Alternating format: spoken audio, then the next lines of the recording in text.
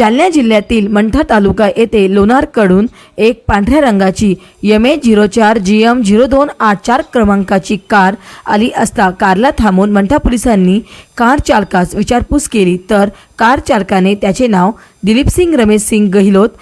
राहणार तळणी तालुका मंठा जिल्हा जालना असे सांगितले। नंतर दोन पंचासमक्ष सदर कारची पाहणी केली असता त्यात 96,400 रुपयाचा गुटखा, राजनिवास, विमल पान मसाला, प्रतिबंधित सुगंधित तंबाखू मिळून आल्याने सदर गुटखा व 5 लाख रुपये किमतीची पांढऱ्या रंगाची स्विफ्ट डिझायर कंपनीची कार क्रमांक MH04 GM 0284 असा एकूण 5,96,400चा मुद्देमाल जप्त करण्यात आला। सदरेल घटनेतील आरोपीवर